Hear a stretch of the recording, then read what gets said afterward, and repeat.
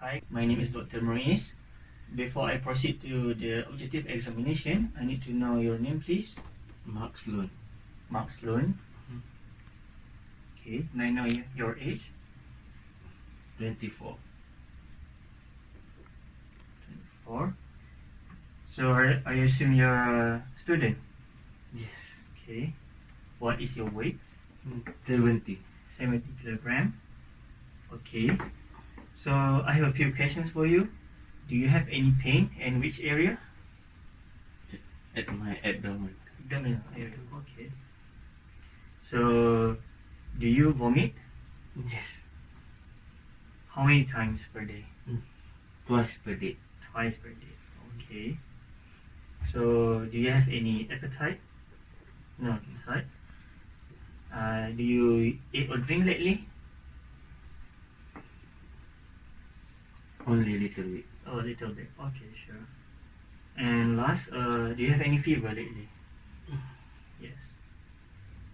Okay, thank you, Mr. Mark Sloan.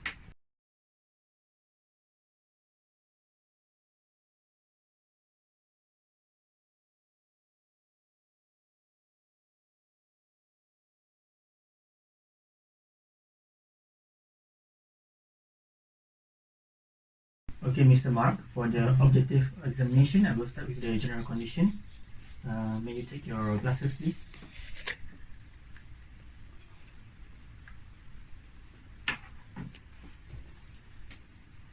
I can see the general condition is a middle grave. And then for the conformity of appearance, the patient looks according to his age. And for the Glasgow Coma scale, I give him 14 points. And then for the posture is an active posture, and the consciousness is a clear, alert. And check your color of skin, please. This is a pale skin, and there's a dryness of the mucous membrane. And may I take your temperature, please?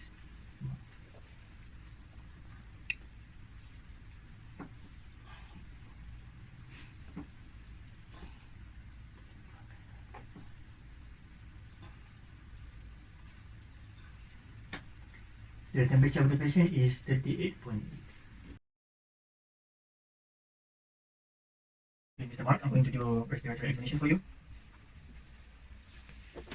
So during expansion of the chest, the patient has normal symmetrical form of chest without any deformities, and the expansion of the chest is equal. And the patient has a tachypnea of 26 per minute.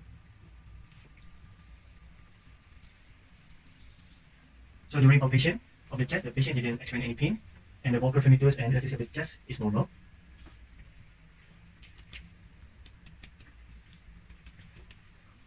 So for the percussion sound, was a resonant.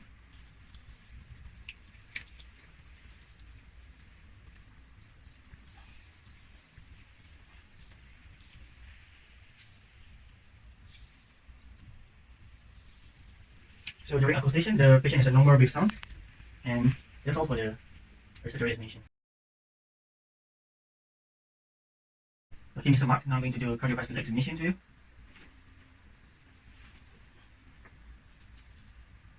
So during palpation, the effects of the heart is normal, and the aortic and epigastric pulsation are also normal, and the heart configuration are also normal.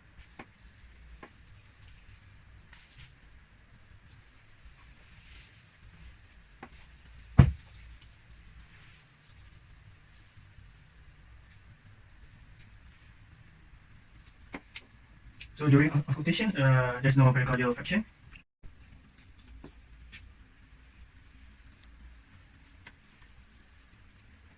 So for the blood pressure, Mr. Mark, you are having hypertension, 100/60, and then for the pulse rate, it's 120 per minute, which is tachycardia.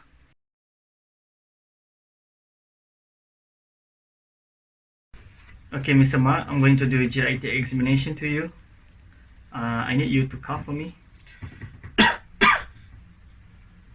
Do you feel any pain in all area? Okay. Now I'm going to do the palpation for you. Tell me yes if you feel any pain. You feel pain? Yes. You feel any pain here? Yes. You feel any pain here? Here? Yeah.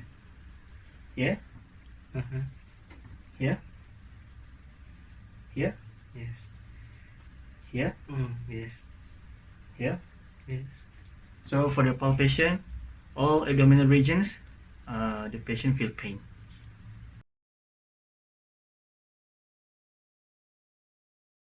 For the genitourinary system, the patient urine output is decreased and patient urine color is dark color, which is having high concentration.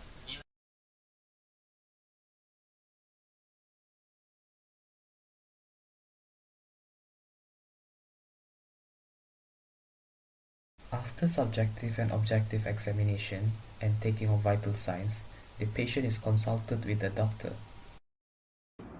Mr. Clement, so I have to tell you that you need to undergo a surgery for your peritonitis. Before that, I have to admit you to the surgical department into the ward for treatment. Is that okay with you? Okay, so that's fine. Okay, that's good. So let's move to the surgical ward. Alright.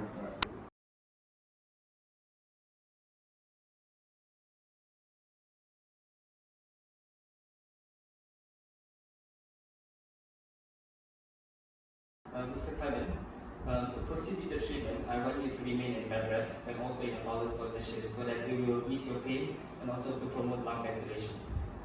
You will also be placed on NPO, as you can see, so which means that you will not be having any food or fluids. Is that okay with you? Okay. So we will not proceed with intravenous cannulation. Okay. A central venous line is set up to administer fluids to the patient for dehydration, as the patient is showing signs of dehydration from his vital signs. A nasogastric tube is placed on the patient to drain gastric contents, decompress the stomach, obtain a specimen of the gastric contents, and to introduce a passage into the GIT. A Foley catheter is inserted into the patient to measure the volume of urine output and to determine the level of dehydration. Antibiotics is administered to the patient to prevent local and hematogenous spread of infection to reduce late complications. Antibiotics ciprofloxacin and metronidazole are given through intravenous infusion. Antiemetic drugs such as ondansetron are also given to the patient through the nasogastric tube to relieve nausea and vomiting. Due to dehydration, dextrose 5% water and Latin Ranger solution are used. At 11 a.m., the doctor starts to give initial fluid of sodium-free water, dextrose 5% water, to the patient. Here's the table with the composition of the solution, and it is administered because the patient have a volume depletion, which occur when there is a loss of extracellular fluid volume.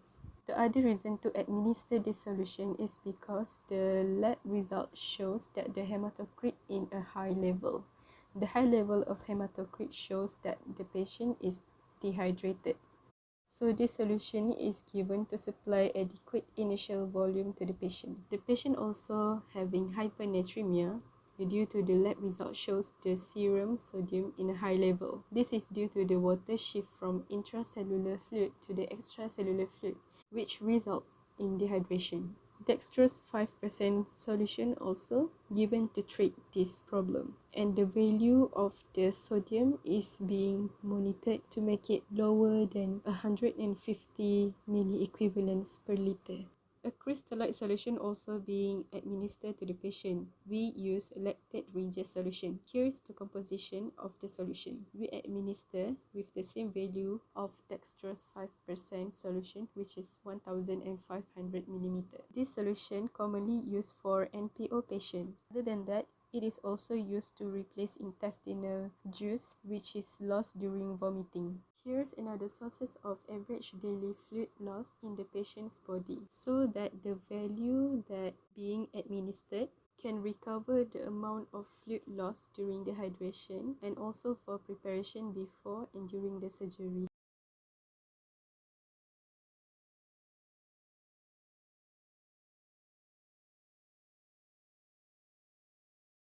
After 1 hour, these two solutions also being administered again at 1000 ml respectively. Both value are being reduced because the patient start to give response to the fluid treatment, which is the sodium level is decreasing from 150 milliequivalents per liter to 140 milliequivalents per liter, which means the sodium level is normal. The next video is the preparing of the patient in examination of the vital sign before going to the surgery room. Hello, good afternoon, sir. So my name is Akira. Now I am going to do the vital sign on you. That's include body temperature, respiration rate, pulse rate, and blood pressure. Is it okay for you? Could you please tell me your name, sir? Mr. Maxwell. Who will do this, sir?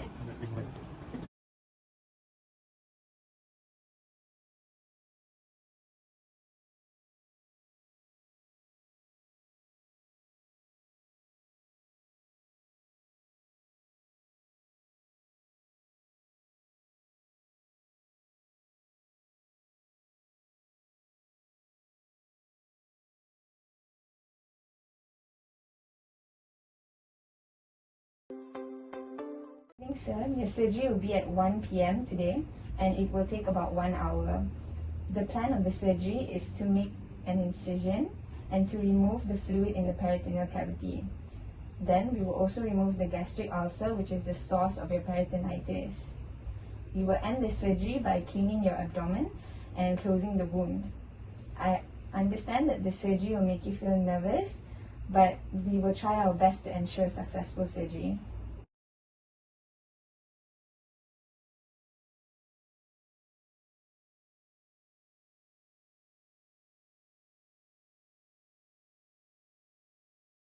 The patient was given infusion therapy of 3000 milliliters between 1 to 3 p.m. during the surgery to stabilize the patient's condition. Antibiotics metronidazole and ciprofloxacin are administered to the patient throughout the surgery. After the surgery, the patient will be transferred to the intensive care unit.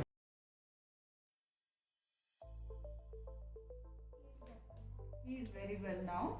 We keep him in a post-operative care. He is still unconscious. You don't need to worry. Okay? Okay. Can I see him, doctor? Not now, but as soon as I shift him in a patient ward, then afterwards you can see him. And if any complications we get to know, we will inform you. Okay, thank you, doctor. Okay. First, we will measure the vital signs of the patient, like pulse rate is 90 right now and the respiratory rate is 20. Then we'll measure the blood pressure of the patient. The consciousness of the patient according to the Glasgow scale is right now at 9, and the skin and the mucous membrane of the patient is moist. Blood pressure of the patient is right now 130 by 90 and the temperature is 38 degrees.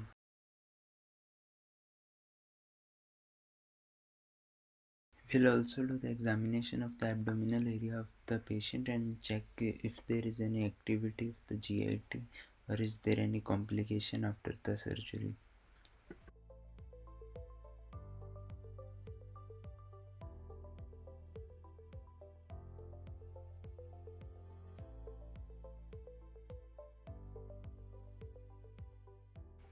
The urine output of the patient at the time of the examination was 300 ml. It is yellowish in color and there is no blood present, and the drainage from the wound is 50 ml and from the nasogastric tube 10 ml.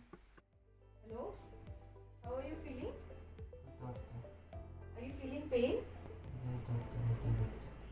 Okay. Is it severe, moderate or mild? Moderate. Okay. Did you feeling any nausea?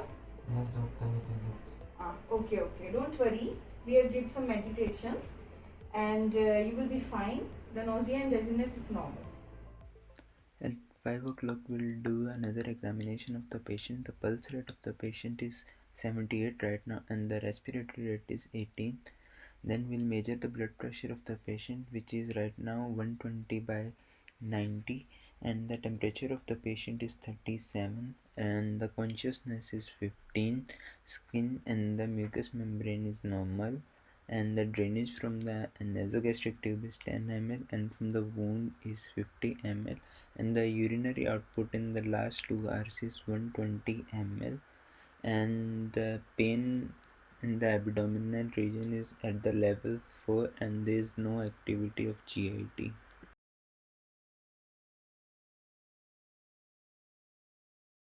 And the lab results and the X-ray does not show any complications. We'll do another examination after 4 hours and all the parameters looks normal. Since there was no activity of the GIT, we kept patient at 2 NPO, and to maintain the fluid balance we administered 2400 ml of Ringer selected solution.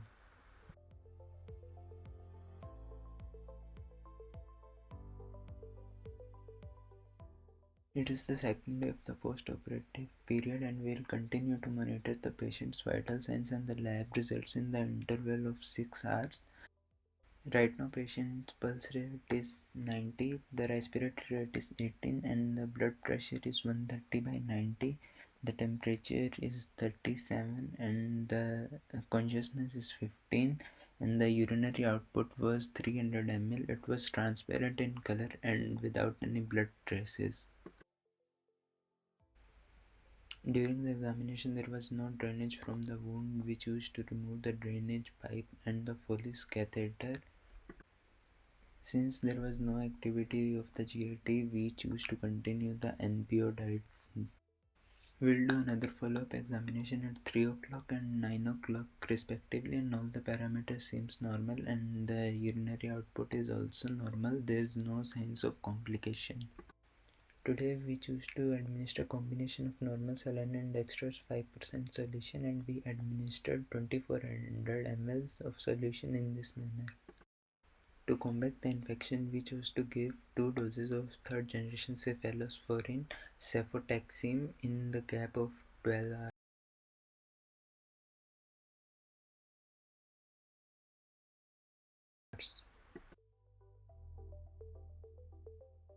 We continue to monitor the patient in the interval of the 6 hours.